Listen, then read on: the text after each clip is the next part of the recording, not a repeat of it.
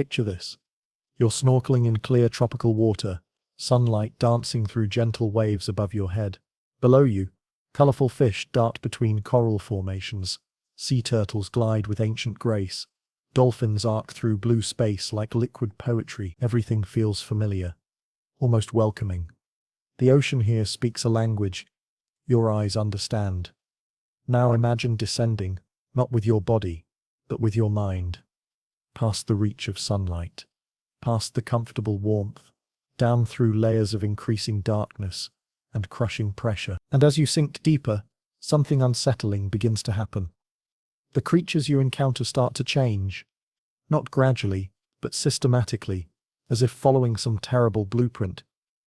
First, eyes grow enormous, bulging from translucent heads, then mouths begin to unhinge, stretching impossibly wide to reveal rows of needle teeth. Bodies become gelatinous, almost formless. Lights begin to flicker from within, cold and alien. By the time you reach the deepest trenches, you're staring at beings so strange they seem pulled from nightmares, rather than born from the same planet that gave you dolphins and sea turtles. This isn't coincidence. It's not random cruelty from evolution's hand. There's a logic to this descent into strangeness, a beautiful and terrible reason why the deeper you go, the more alien life becomes. Tonight, we'll follow this gradient of weirdness down through the ocean's layers and discover why depth itself seems to sculpt monsters from the raw clay of possibility. I'm curious, where are you listening from tonight? Are you tucked into bed somewhere? Or maybe sitting quietly as the world settles around you? And what time is it in your corner of the world?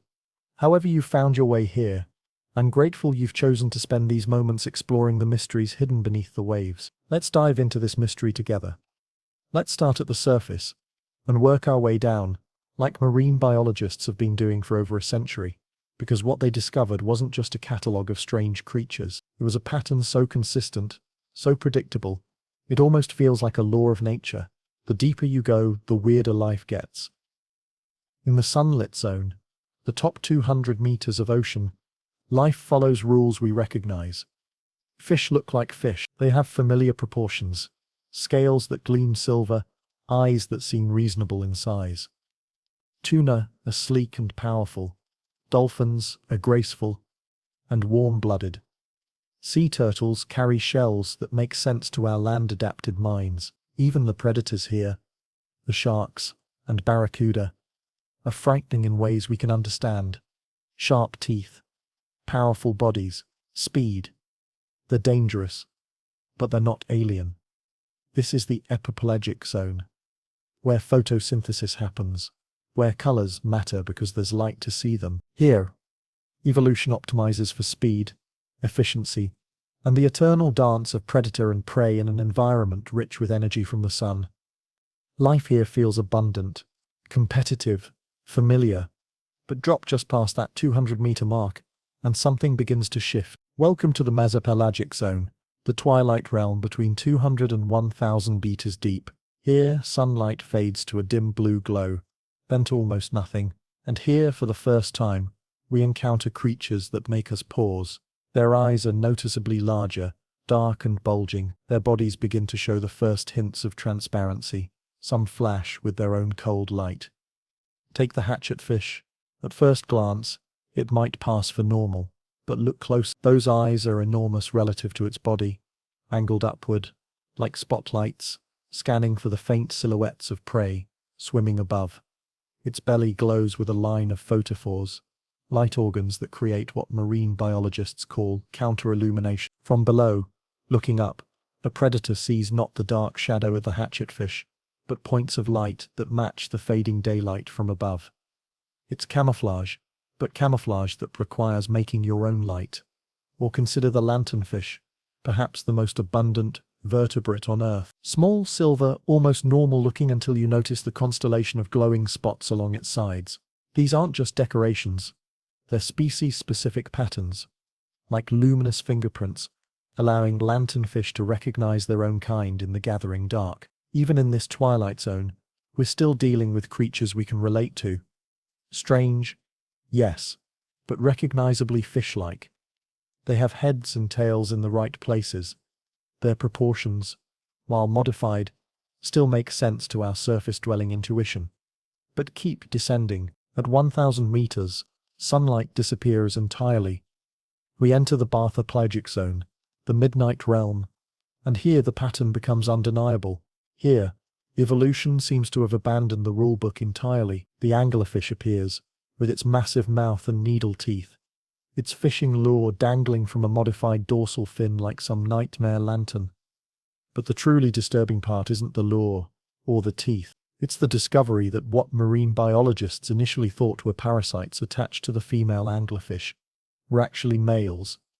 Tiny males that bite into the female side and fuse permanently, becoming little more than sperm-producing appendages. This isn't just unusual, this is life reorganizing the very concept of individual identity. The gulper eel stretches the definition of what a mouth can be. Its jaw unhinges like a snake, but more extremely, its stomach expands to accommodate prey larger than its own body. When you see footage of a gulper eel feeding, it looks less like an animal eating, and more like a living sack engulfing whatever happens to be nearby. Then there are the deep-sea jellies, if we can even call them that, creatures like a taller jellyfish, which when threatened creates a circle of pulsing light, called a burglar alarm, hoping to attract an even larger predator that might attack whatever is threatening it. It's a strategy so alien it took scientists years to understand what they were witnessing. Go deeper still, into the abysso-pelagic zone below 4,000 meters, and the pattern reaches its extreme. Here we find the vampire squid, which isn't actually a squid and doesn't drink blood, but whose name reflects how unsettling it appears to human eyes. When threatened, it turns itself inside out, revealing spines and a web of dark tissue that looks like a cloak from some underwater Gothic novel. The barrel-eye fish takes the large eyes adaptation to its logical extreme. Its head is completely transparent, like a fighter pilot's canopy, and its tubular eyes can rotate within this clear dome, looking up through its own skull to spot the silhouettes of prey swimming above. At the deepest explored depths, in the Haddle zone below 6,000 meters, we encounter creatures that push the boundaries of what we consider possible for vertebrate life. The deepest living fish ever recorded, a snailfish found at over 8,000 meters in the Mariana Trench, is ghostly pale, merely gelatinous, with fins that seem too large for its body and a face that barely registers as fish-like. This isn't random weirdness. When marine biologists first began documenting these creatures in the 19th century, they noticed the pattern immediately. The deeper you sample, the more the basic body plans of surface life begin to break down. Eyes become enormous, or disappear entirely. Mouths unhinge and expand. Bodies turn soft, transparent, bioluminescent. Familiar proportions give way to shapes that seem designed by a mind that never saw sunlight. Carl Chun, the German marine biologist who led some of the first systematic deep-sea expeditions in the early 1900s, wrote about this progression with a mixture of scientific fascination and what he called unease. The creatures he pulled up from the deep weren't just new species. They were new ways of being alive. Modern research has confirmed what those early biologists suspected. There's a measurable correlation between depth and what scientists diplomatically call morphological divergence from typical vertebrate body plans. The deeper you sample, the more likely you are to find creatures with extreme modifications. Giant eyes, bioluminescent organs, expandable jaws, transparent bodies, reduced skeletal systems. But this raises the obvious question: why? What is it about depth that seems to encourage, even demand, such extreme solutions? Why does the ocean seem to grow more alien as we descend? The answer lies in understanding that these aren't monsters. They're masterpieces of adaptation sculpted by forces so extreme they require extreme solutions. Every bizarre feature, every unsettling modification, represents millions of years of evolution solving problems that simply don't exist at the surface. The deep sea doesn't create weird creatures because it wants to frighten us. It creates weird creatures because normal creatures cannot survive there. And that realization leads us to our next question. What exactly are those forces? What pressures, both literal and metaphorical, shape life into forms that our surface-adapted minds struggle to comprehend? To understand why deep-sea creatures look the way they do, we need to talk about pressure. Not stress or anxiety, but literal, crushing physical pressure. Because pressure is the invisible sculptor that carves life into increasingly alien forms. As we descend into the abyss. At sea level, we live under 1 atmosphere of pressure. That's about 14.7 pounds per square inch, pressing down on every surface of our bodies. We don't notice it because we're built for it. Filled with air and fluids that push back with equal force. We exist in perfect balance with the weight of the entire atmosphere above us. But water is different from air. Water is dense, heavy, incompressible. For every 10 meters you descend into the ocean, you add another full atmosphere of pressure. At 100 meters down, you're experiencing 10 times the pressure of the surface. At 1,000 meters, it's 100 atmospheres. At the deepest point in the Mariana Trench, nearly 11,000 meters down, the pressure reaches over 1,100 atmospheres. That's more than 16,000 pounds per square inch. To put that in perspective, imagine the weight of 50 jumbo jets pressing down on every square meter of your body. That's what creatures in the deepest trenches experience every moment of their lives. Now, what happens to a typical surface creature under that kind of pressure? The answer is simple and brutal. It dies. Instantly. Air-filled organs collapse. Gas bladders compress to nothing. Cellular membranes rupture. Proteins denature and lose their function. The delicate architecture of life, evolved for surface conditions, crumples like paper in a hydraulic press. This is why submarines need thick steel hulls. This is why deep-sea exploration vehicles look like armored spheres rather than sleek fish. Rigid structures, whether made of bone or metal, simply cannot withstand the crushing embrace of the deep ocean. But life, as it always does, found a way, and the way it found looks monstrous to our eyes. Precisely because it abandons everything we consider normal about vertebrate body plans. The first rule of deep-sea survival is simple. If it's rigid, it breaks. If it's filled with gas, it collapses. So evolution began to eliminate rigidity and gas-filled spaces from deep-sea creatures. What emerged were bodies that look fundamentally wrong to our surface-adapted perception. Consider the blobfish, perhaps the most famous example of pressure-adapted anatomy. When brought to the surface and displayed in museums, it looks like a gelatinous nightmare, a formless mass, with a drooping face that seems to mock the very concept of vertebrate dignity. But this appearance is misleading. The blobfish looks this way because it's been removed from its natural environment, where crushing pressure gives its jelly-like body shape and structure. In its deep-sea home, the blobfish is actually quite normally proportioned. Its gelatinous tissue, which looks so disturbing at the surface, is perfectly adapted for life under pressure. Instead of rigid bones and gas-filled swim bladders, it has a body composed largely of what marine biologists call a gelatinous matrix. This isn't just weird flesh, it's a brilliant engineering solution. Gelatinous tissue is essentially incompressible, just like water. Under pressure it maintains its volume and function. A blobfish's muscles, organs and nervous system are embedded within this jelly-like substance, protected and supported by tissue that yields to pressure rather than fighting it. This same principle shapes many of the most unsettling features we see in deep-sea creatures. The vampire squid's soft, webbed arms aren't just for show. They're composed of flexible, pressure-resistant tissue that can function normally under crushing force. The gulper eel's expandable jaw and stomach aren't just for swallowing large prey. They're made of elastic, gelatinous materials that remain functional under pressure, but would destroy rigid bone and cartilage. Even the skeletal systems of deep-sea fish reflect this pressure-driven evolution. Take the snailfish found in the deepest trenches. Their bones aren't really bones, as we understand them. They're more like flexible cartilage, soft and bendable. Their skulls are incompletely formed, with gaps and soft spots that would be fatal weaknesses in surface fish, but represent vital adaptations to pressure in the deep. The result is creatures that look melted, unfinished, nightmarishly soft. But this softness is their strength, where rigid surface creatures would be crushed instantly. These gelatinous beings thrive. Pressure also shapes another disturbing feature of many deep-sea creatures: their apparent lack of typical fish proportions. Surface fish have streamlined bodies, because they need to move efficiently through water while fighting against the resistance of their environment. But in the deep, Under crushing pressure, the physics of movement change. Water at depth behaves differently. It's denser, more viscous. The energy required for rapid movement increases dramatically. So evolution often favors efficiency over speed, leading to body shapes that prioritize minimal energy expenditure over the sleek profiles we associate with fish. This is why many deep-sea creatures appear bloated, misshapen, or disproportionate.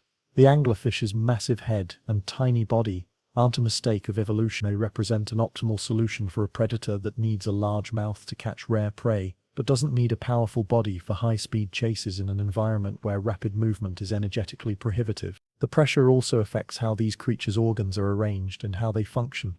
In surface creatures, internal organs are held in place by relatively rigid structures, membranes, and cavities filled with air or organized fluids. But under extreme pressure, these organizational systems break down. Deep-sea creatures often have what appears to be a chaotic internal anatomy. Organs float freely within body cavities filled with pressure-equalizing fluids. Hearts may be elongated and worm-like rather than compact and muscular. Digestive systems stretch and compress like accordions. To surface-dwelling eyes, their internal anatomy looks wrong, alien, disturbing. But perhaps most unsettling of all is how pressure affects the very chemistry of life. Proteins that function normally at surface pressure can literally fall apart under deep-sea conditions. The molecular machinery of life requires pressure-specific modifications to function at depth. Deep-sea creatures have evolved specialized proteins called piezophilic enzymes that not only tolerate extreme pressure but actually require it to function properly.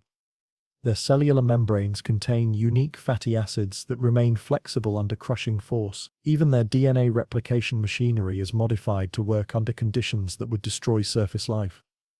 This means that deep-sea creatures aren't just shaped differently by pressure, they're chemically different. Their very molecular structure has been rewritten by the demands of life under crushing force.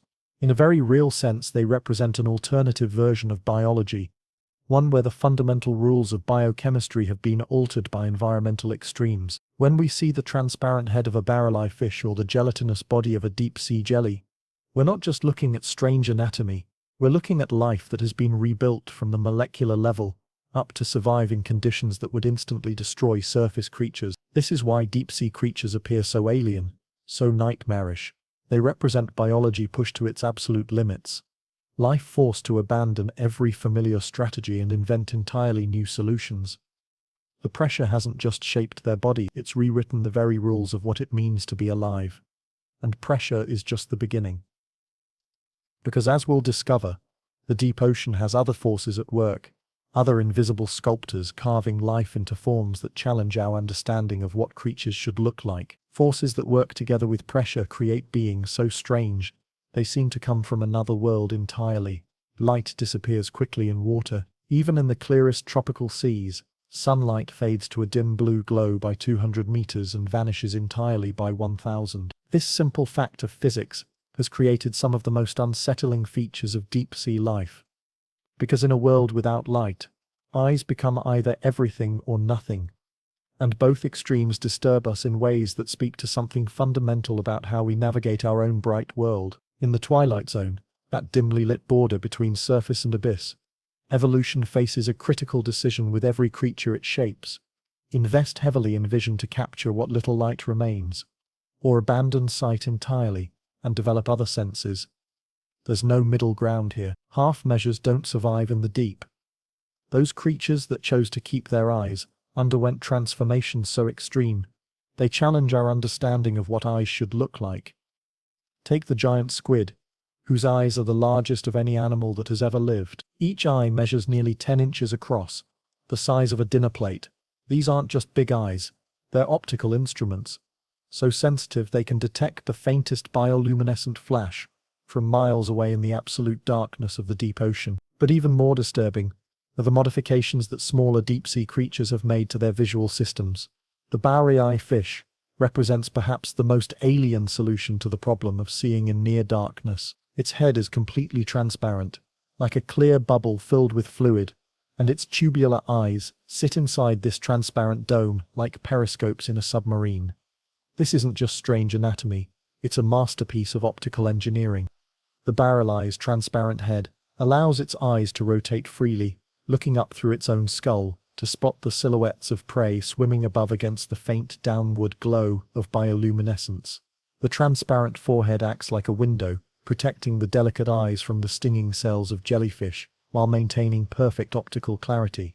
When marine biologists first discovered the barrel-eye fish, they couldn't understand how it functioned. Preserved specimens showed damaged, collapsed heads and eyes that seemed to point in the wrong direction. It wasn't until researchers managed to bring a living barrel-eye to the surface intact that they realized the transparent head was flexible, designed to change shape under pressure, and the eyes could rotate to look upward through the clear tissue. The sight of a living barrel-eye fish is profoundly disturbing to human observers, not because it's threatening, but because it violates our basic assumptions about where eyes should be and how heads should look. We expect eyes on the outside of heads, not floating inside transparent domes. We expect heads to be opaque, protecting the brain within. The barrel-eye breaks these rules so completely that it seems like a creature from an alien planet. But large eyes aren't the only solution to life in low light. Some deep-sea creatures have developed compound visual systems that make their faces look like the stuff of nightmares. The deep-sea hatchetfish has eyes so large they dominate its entire head, angled upward like searchlights. But these aren't simple eyes. They're complex organs with specialized sections for detecting different types of light. The upper part of each eye is designed to spot silhouettes against the faint downward light from above. The lower part contains light-sensitive cells that detect the bioluminescent flashes of other creatures. Some hatchetfish species have additional light-detecting organs along their sides, creating a network of visual sensors that can detect movement and light from any direction. The result is a creature whose face is almost entirely eyes, with a tiny mouth squeezed beneath enormous optical organs. To our human perception, this creates an expression of perpetual surprise or terror, as if the fish is constantly startled by something we cannot see. Even more unsettling are the creatures that have pushed eye development to its absolute extreme. Deep-sea isopods, relatives of terrestrial pillbugs, have developed compound eyes that cover nearly their entire heads. These aren't simple insect-like eyes, but complex structures with thousands of individual light-detecting units, each capable of detecting single photons of light. When you look at a deep-sea isopod, you're looking at an animal whose head is essentially one giant visual organ. There's almost no face left, just eyes. It's a design so extreme that it seems less like evolution and more like some nightmare fusion of creature and machine. But perhaps even more disturbing are the creatures that abandoned vision entirely. In the deepest parts of the ocean, where no light has penetrated for hundreds of millions of years, many creatures have lost their eyes completely, not just reduced them, but eliminated them entirely, leaving smooth skin where eyes should be. The cavefish that live in underwater caverns and deep ocean trenches represent some of the most extreme examples of evolutionary eye loss. These fish aren't just blind, they've developed skin over the areas where their eyes once existed, as if evolution decided that even the metabolic cost of maintaining useless visual organs was too expensive in the energy-starved deep. To surface dwellers, there's something profoundly unsettling about a creature with no eyes at all. Eyes are how we recognize life, intelligence, awareness. A face without eyes seems not just disabled, but somehow not quite alive. It triggers an uncanny valley response in our brains, a sense that we're looking at something that should be familiar, but isn't. These eyeless creatures navigate their world through senses that are almost incomprehensible to vision-dependent humans. They detect the faintest vibrations in water, sense electrical fields generated by living creatures, follow chemical trails with precision that puts our best bloodhounds to shame. They've developed lateral line systems so sensitive they can detect the movement of a single bacterium from several feet away. The result is creatures that seem to move with purpose through absolute darkness, hunting and mating, and building lives in a sensory world we can barely imagine. They represent what life becomes when one of our most fundamental senses becomes not just useless but counterproductive. But perhaps the most unsettling visual adaptations of all belong to the creatures that create their own light. Deep-sea creatures that have developed bioluminescence often have visual systems adapted specifically for detecting and interpreting the light they and their neighbors produce. Their eyes have become specialized for a world where the only illumination comes from living creatures. Some deep-sea jellies have eyes that can distinguish between dozens of different types of bioluminescent displays. They can tell the difference between the hunting flash of a predator and the mating signal of a potential partner, between the warning pulse of a territorial rival and the distress beacon of injured prey. Their visual world is painted entirely in living light, colors and patterns created by other creatures. This creates a feedback loop of visual strangeness. Eyes adapted for bioluminescence often look alien to us because they're optimized for wavelengths and patterns of light that simply don't exist in our sunlit world. They may be sensitive to light frequencies we can't see, or they may process visual information in ways our brains can't comprehend. The deep ocean has essentially created its own rules of vision, and creatures that live by these rules look wrong to eyes that evolved under the sun. Their visual systems are either impossibly large, impossibly sensitive, completely absent, or adapted for types of light that seem supernatural to surface dwellers. This is why photographs of deep-sea creatures so often show faces that seem to stare with alien intelligence, or no intelligence at all. We're looking at visual systems shaped by 400 million years of evolution in a world without sunlight, creatures whose relationship to light and darkness is fundamentally different from our own. Imagine living in a desert where it might not rain for months, where every drop of water is precious, where you never know when your next meal might appear. Now imagine that desert is three-dimensional, stretching not just across vast distances but up and down through crushing darkness, and the rain you're waiting for isn't water but food, drifting down from a world you'll never see. This is the reality of deep-sea feeding. In the abyss, food doesn't grow on trees or graze in herds. It falls from above like snow, slowly, unpredictably, in forms that are already half decomposed by the time they reach the depths. And this fundamental scarcity has shaped feeding strategies so extreme, so desperate, they seem designed by a mind that understands only hunger. In the sunlit surface waters, predators can afford to be picky.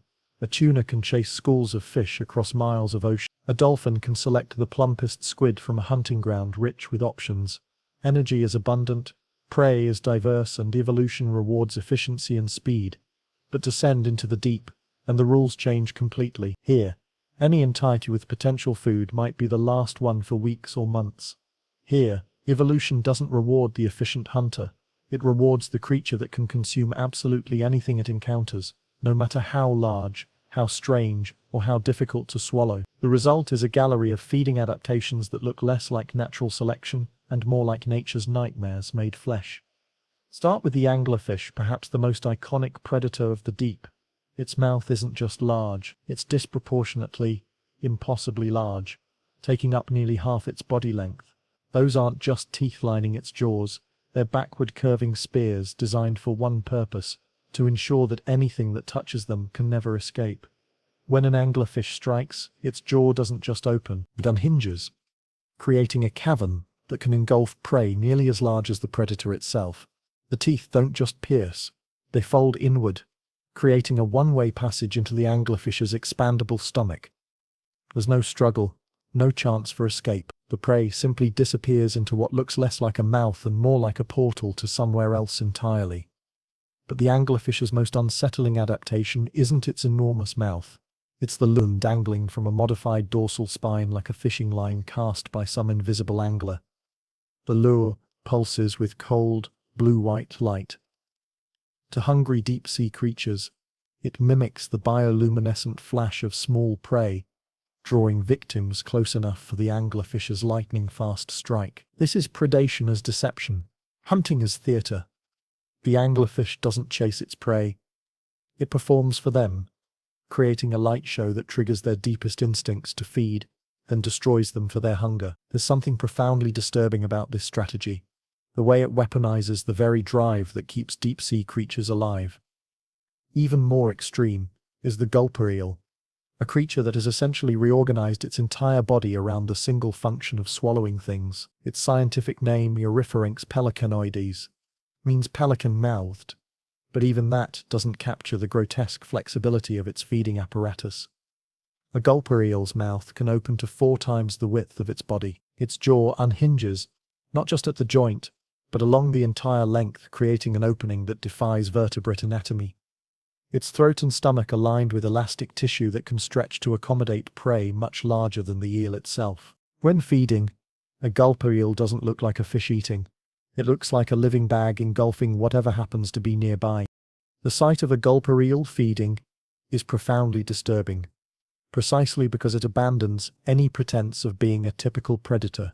There's no stalking, no precision strike, no moment of struggle. The prey simply vanishes into what appears to be an impossibly expandable void. It's consumption without grace, feeding stripped down to its most basic and terrifying essence.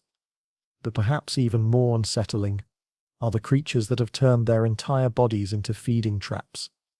The deep-sea spider crab doesn't hunt in any recognizable sense. Instead, it positions itself in the path of marine snow, the constant rain of organic debris falling from the surface, and simply waits with arms spread wide like a living net. These crabs can remain motionless for months, their metabolism slowed to barely detectable levels, waiting for anything to drift within reach of their spindly limbs. When food finally arrives, they don't grab it so much as fold around it, their bodies becoming a cage of legs and claws that compresses slowly around their prey.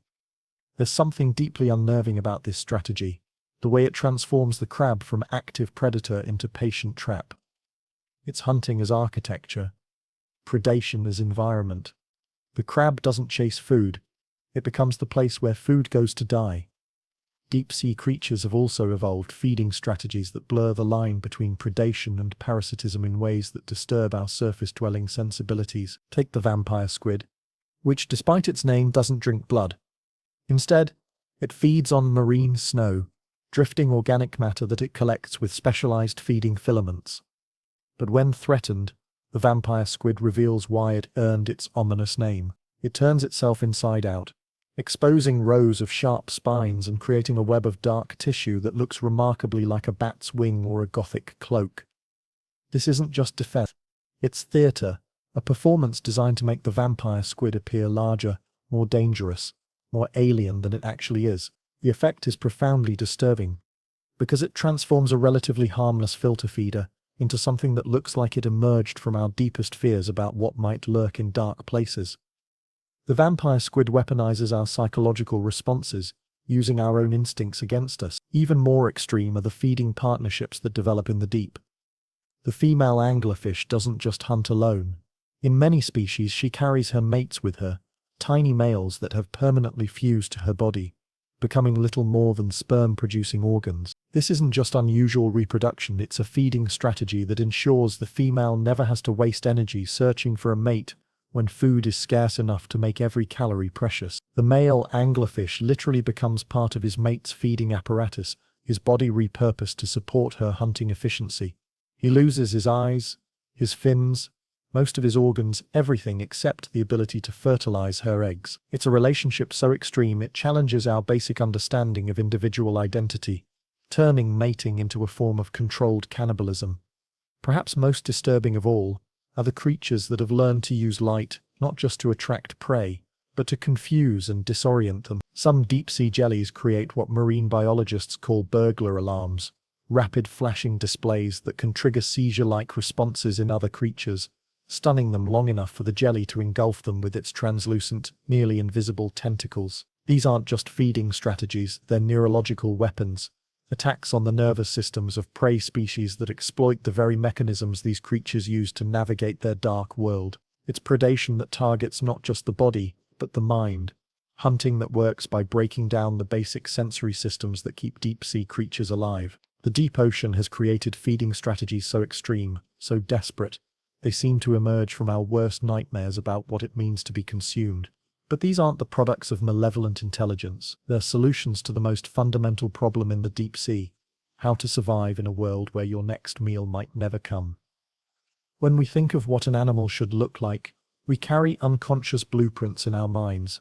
A fish has a head, a body, a tail. A squid has arms and a mantle. A jellyfish has a bell and tentacles.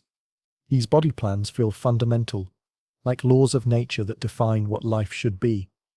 But descend into the deep ocean, and these blueprints begin to dissolve. Here, evolution has abandoned the basic architectural principles that govern surface life, creating forms so alien, they challenge our understanding of what it means to have a body at all. The constraints of the deep sea, pressure, darkness, food scarcity, work together to break down the familiar structures that define animal life. They strip away everything we consider essential to vertebrate anatomy, leaving behind creatures that look less like animals and more like living ideas. Biological concepts made flesh in ways that disturb our surface-dwelling expectations. Consider the sea pig, a deep-sea sea cucumber that represents one of the most abundant life forms on the abyssal plane. When marine biologists first encountered sea pigs through deep-sea cameras, many initially mistook them for some kind of debris or geological formation. They move across the seafloor in herds, hundreds or thousands of them, but their movement is so slow, so alien, it barely registers as animal behavior. A sea pig doesn't have a recognizable front or back, no clear head or tail. Its body is a soft, inflated sac, supported by stilt-like legs that seem randomly placed. It feeds by plowing through sediment like a living bulldozer, processing mud for the few organic particles it contains. There's no grace in its movement, no efficiency that speaks to vertebrate evolution. It looks like something that was never meant to be an animal but became one by accident. But sea pigs are perfectly adapted for their environment. Their boneless, inflatable bodies allow them to redistribute their weight across soft seafloor sediments that would swallow more conventional creatures. Their seemingly random leg placement gives them stability on uneven terrain. Their shapeless form minimizes energy expenditure in an environment where every calorie must be conserved. They've abandoned the body plan of their surface relatives entirely, becoming something that works in the deep but looks nightmarish to surface eyes. Even more disturbing are the deep-sea creatures that have lost skeletal structure almost entirely. The blobfish, which has become infamous for its gelatinous appearance, represents an extreme endpoint of this evolutionary trend. When brought to the surface, it looks like a pink, formless mass, with what might charitably be called a face. But this grotesque appearance is misleading. The blobfish doesn't naturally look this way. In its deep-sea environment, crushing pressure gives the blobfish's gelatinous body shape and structure. Its flesh, which seems so disturbing at the surface, is actually a sophisticated adaptation that allows it to maintain its form under pressure that would crush conventional vertebrate anatomy. The blobfish has essentially replaced its skeleton with the ocean itself, using external pressure to provide the structural support that bones provide for surface creatures.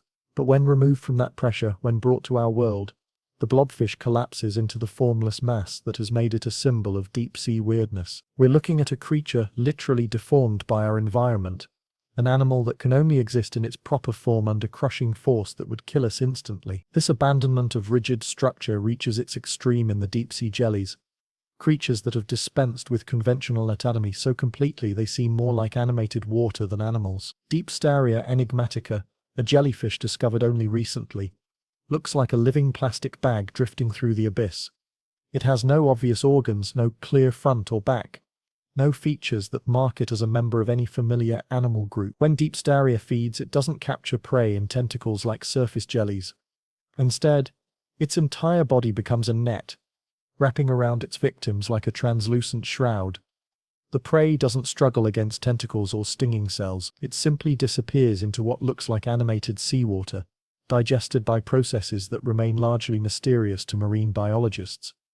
This is life reduced to its most basic elements: a membrane that can move, a digestive system that can process organic matter, and nothing else. No eyes, no brain as we understand it, no organs that correspond to anything in our experience of animal anatomy. Deepstaria challenges our definition of what constitutes an individual creature.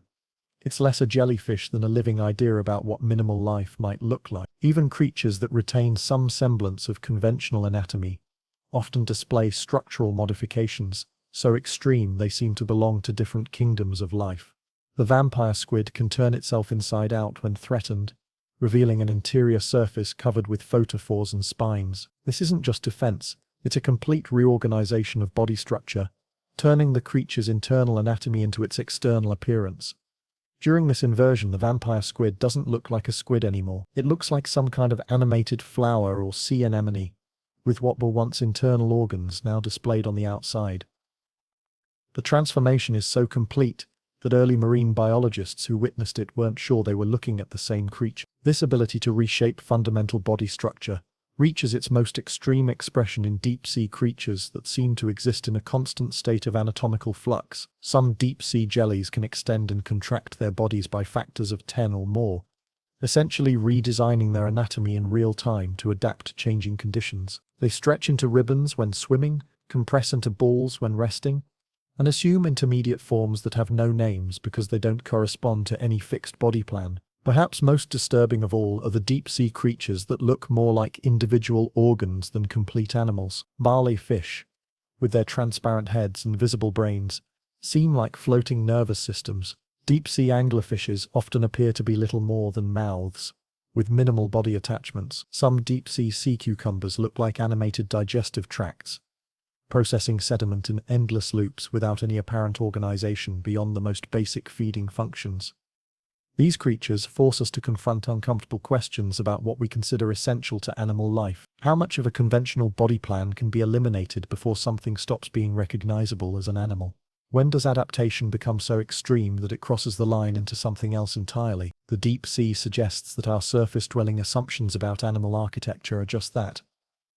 Assumptions. The familiar body plans that seem so fundamental, the arrangement of organs that feels so natural, may be nothing more than solutions to the specific problems of life in air and sunlight. Remove those conditions, and evolution creates entirely different solutions, forms of life that work perfectly in their environment, but look alien, disturbing, impossible to eyes adapted for a bright, low-pressure world.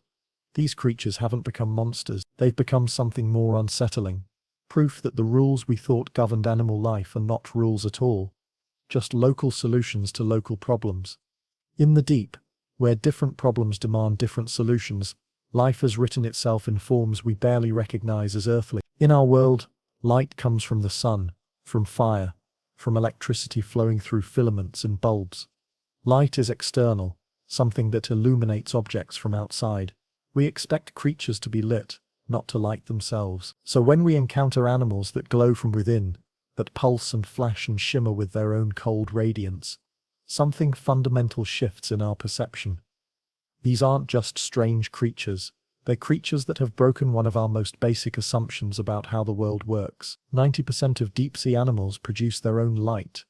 Not reflect it, not concentrate it, but create it through chemical reactions within their own bodies.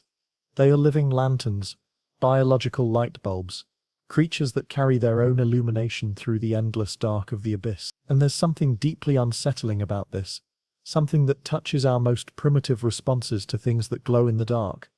Bioluminescence in the deep sea serves practical purposes. Predators use it to hunt, prey use it to confuse attackers, potential mates use it to signal each other across the void. But the light they create doesn't look practical to our eyes, it looks supernatural, otherworldly, like something that belongs in ghost stories rather than biology textbooks. Consider the anglerfish lure, that famous bioluminescent fishing rod that dangles in front of the predator's enormous mouth.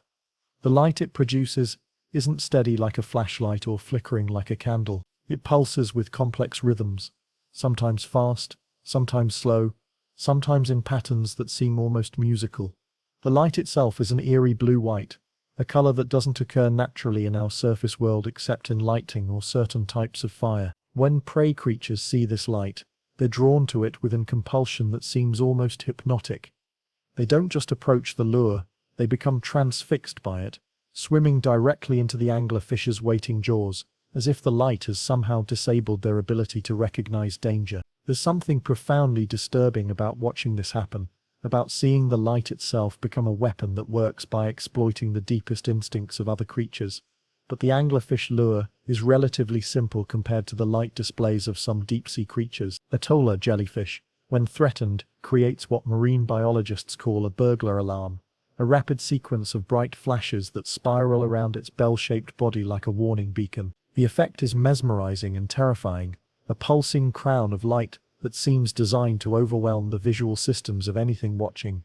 The burglar alarm doesn't just produce light, it creates patterns, rhythms, sequences that feel almost like communication, like the jellyfish is trying to tell us something in a language made of photons. But we don't know what it's saying, and that uncertainty makes the display feel alien, intelligent in ways we can't comprehend. Even more unsettling, are the creatures that use bioluminescence for camouflage.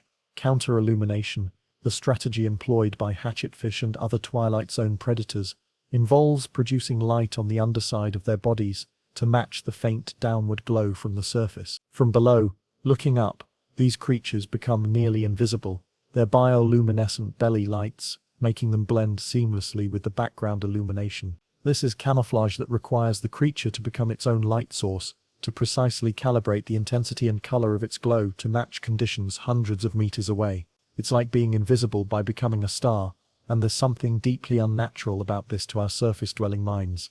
We expect camouflage to work by matching colors and patterns, not by producing controlled illumination. The chemistry behind bioluminescence adds another layer of strangeness. Most bioluminescent creatures produce light through the interaction of a molecule called luciferin with an enzyme called luciferase. When these molecules combine in the presence of oxygen, they create light without heat, a cold radiance that seems to violate our understanding of how illumination works. This isn't fire, isn't electricity, isn't any form of light production we encounter in our daily lives. It's a biological process that creates photons directly from chemical reactions, turning living tissue into a light source more efficient than any technology humans have developed. The fact that evolution discovered this process millions of years before we invented the light bulb somehow makes it feel more alien, not less. Some deep-sea creatures have developed bioluminescent displays so complex they seem like alien technology rather than biological adaptations. Siphonophores, relatives of jellyfish that can grow longer than blue whales, create moving patterns of light that travel along their bodies like messages written in luminescence. These patterns can be hundreds of feet long, visible from miles away in the dark ocean, and their purpose remains largely mysterious to marine biologists. When researchers encounter these light displays during deep-sea expeditions, the footage often looks more like science fiction than nature documentary. Ribbons of light undulating through absolute darkness, pulsing with rhythms that seem too complex, too organized to be accidental. It's bioluminescence as art, as performance, as something that transcends simple survival and enters the realm of the inexplicable. Perhaps most disturbing of all are the creatures that seem to use light as a form of psychological warfare. Some deep-sea fish produce sudden, intense flashes that can temporarily blind or disorient predators. Others create strobing patterns that seem designed to trigger seizure-like responses in other creatures, disrupting their nervous systems long enough to escape or attack.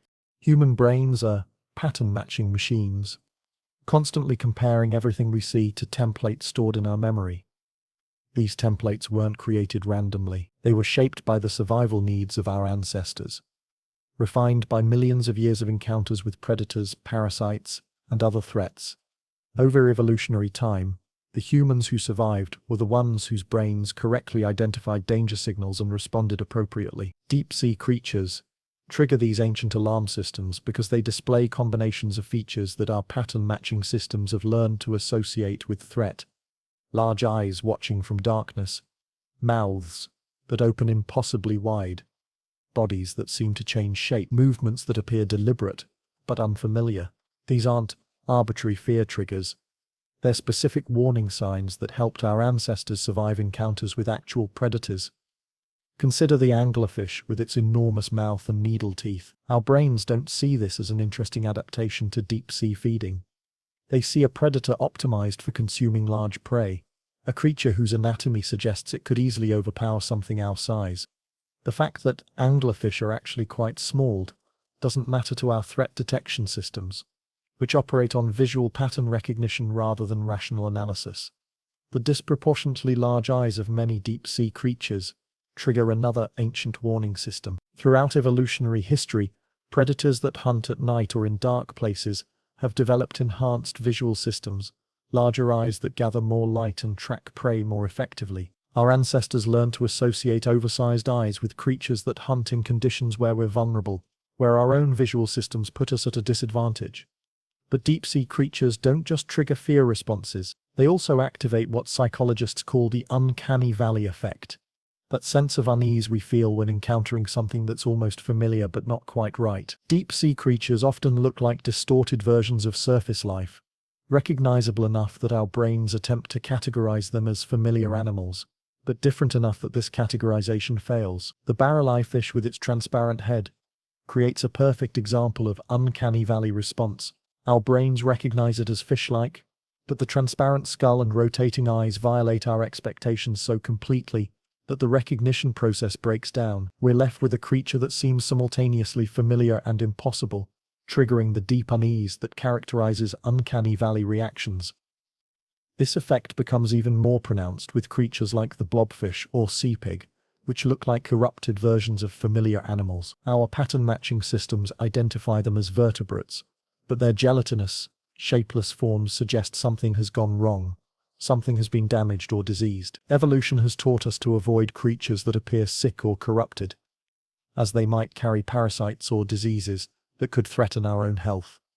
The bioluminescence of many deep-sea creatures adds another layer of psychological unease. In our evolutionary environment, things that glow in the dark were usually dangerous. Fire, lightning, the eyes of nocturnal predators reflecting firelight. These were sources of illumination that warranted caution. Deep-sea creatures that produce their own light trigger these ancient associations, appearing supernatural, threatening, possibly magical in ways that make our rational minds uncomfortable. Perhaps most disturbing of all are the deep-sea creatures that seem to violate our understanding of how living things should behave. The vampire squid's ability to turn itself inside out doesn't just look strange, it suggests a level of bodily control that seems impossible for animals as we understand them. Our brains have no template for creatures that can completely reorganize their anatomy at will, so we interpret this behavior as alien, potentially threatening, possibly intelligent in ways we don't comprehend. The feeding strategies of deep-sea creatures also trigger deep psychological responses because they remind us of our own vulnerability to predation. The anglerfish's lure strategy, using light to attract prey before consuming them, resembles the tactics of human predators who use deception to lure victims. The gulper eel's ability to swallow prey larger than itself suggests a form of consumption that could theoretically threaten creatures our size. These fears aren't rational in the literal sense. We'll never encounter these creatures in their natural environment, but they don't need to be rational to be adaptive.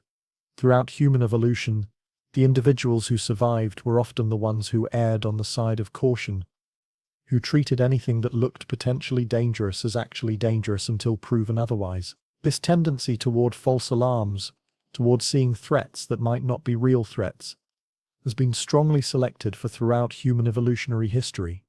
The cost of mistakenly identifying something safe as dangerous is usually minimal. The cost of mistakenly identifying something dangerous as safe can be fatal.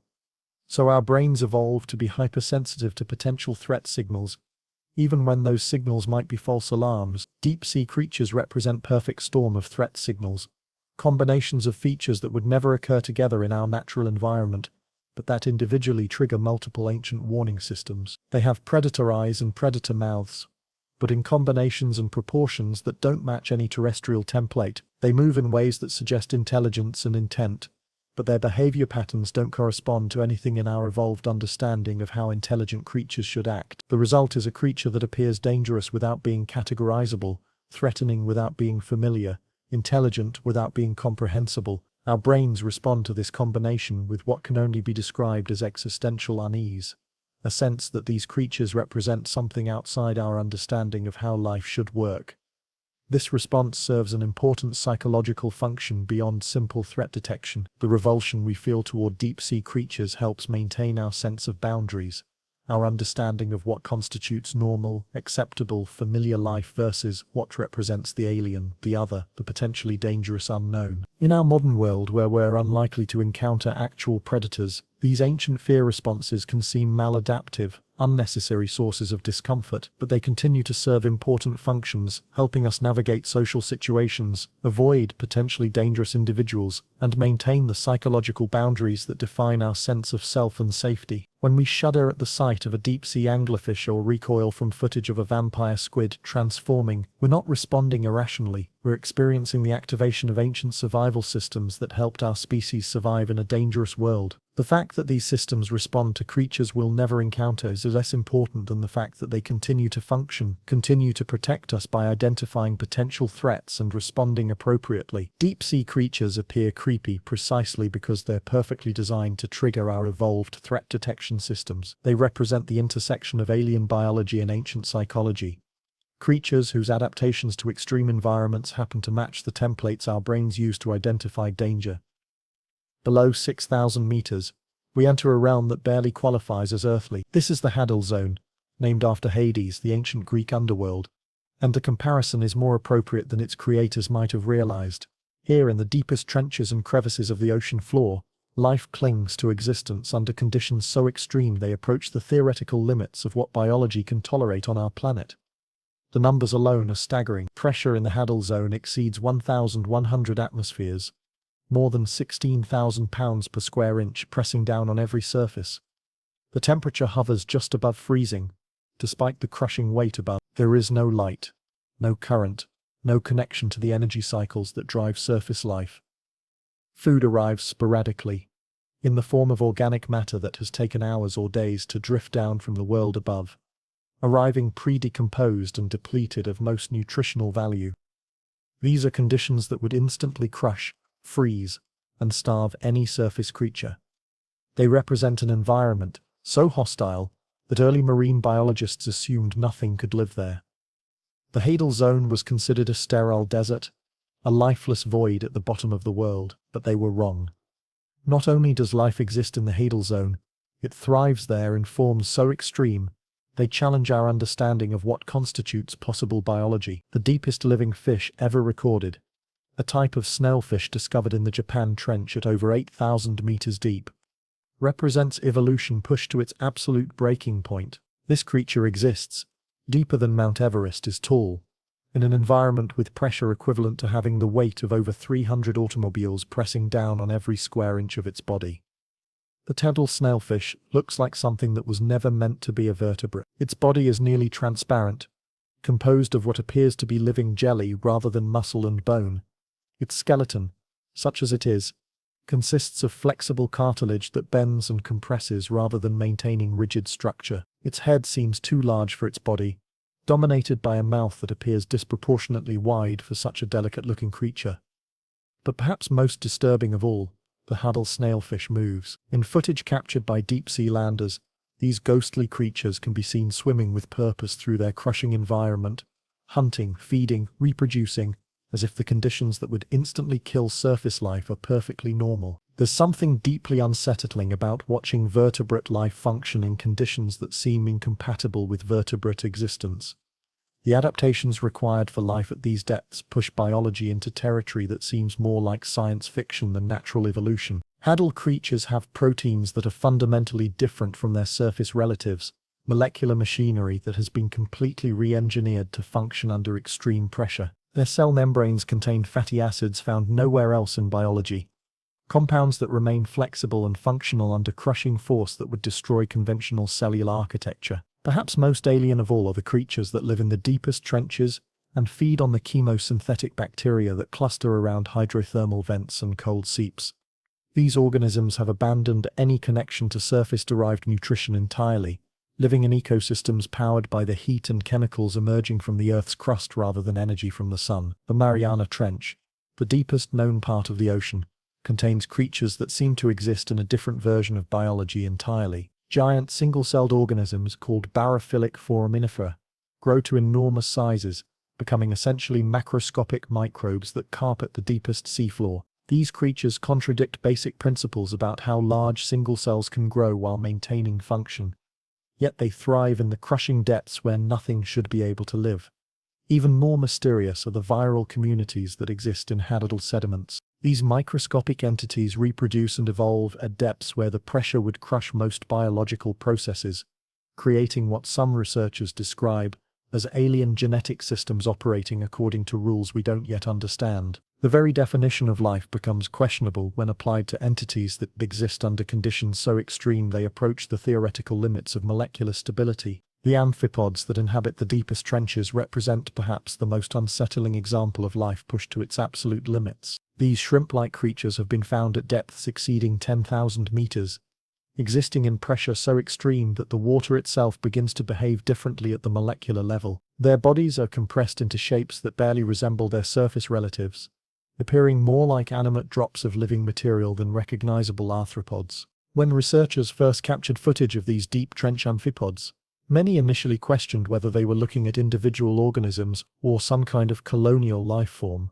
The creatures seemed to flow rather than swim, their bodies so compressed and modified by pressure that conventional autonomy became unrecognizable.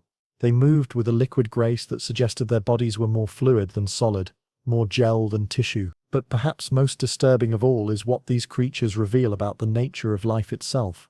The fact that complex organisms can exist and function under conditions that approach the physical limits of molecular stability suggests that life is far more adaptable, far more resilient and far more alien than we ever imagined. If vertebrates can survive in the Hadal Zone, if complex ecosystems can function in the deepest trenches, then our understanding of habitability, of what constitutes livable conditions, requires complete revision.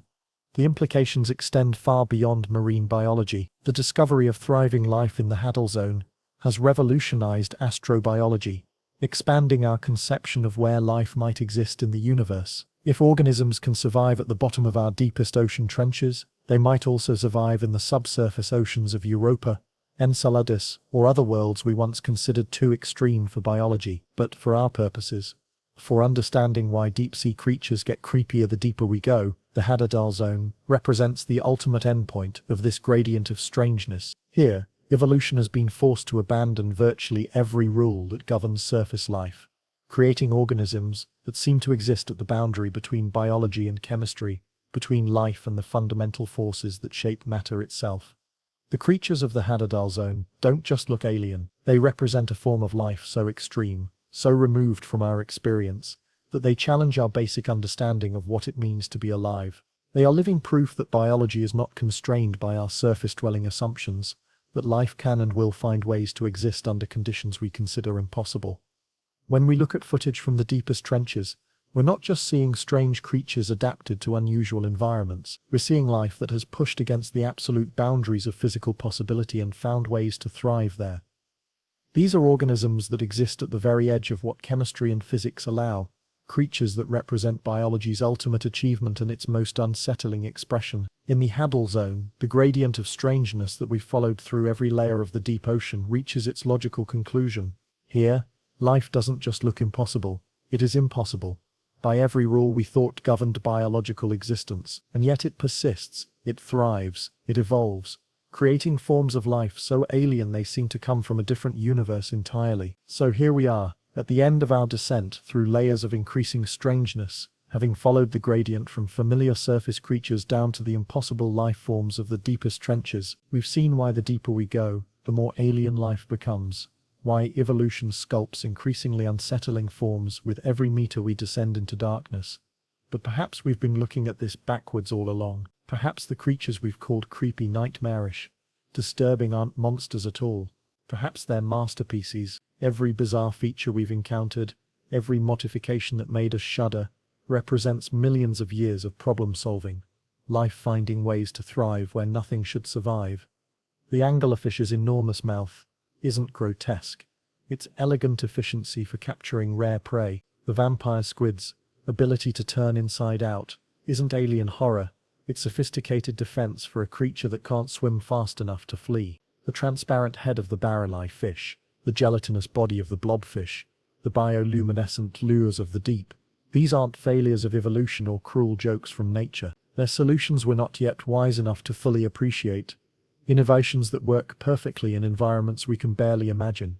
What we call creepy might simply be life expressing itself in dimensions we've barely begun to understand. The deep sea doesn't create monsters, it creates survivors, adapters, proof that life is more creative, more resilient, more beautifully strange than our surface-dwelling minds can easily comprehend. So as you drift towards sleep, remember that somewhere deep beneath the waves these impossible creatures continue their ancient dance of survival, reminding us that beauty comes in forms we never expected, and that the universe is far stranger and more wonderful than our dreams. Sleep well, knowing that mystery and wonder exist in the deepest places, waiting patiently in the dark.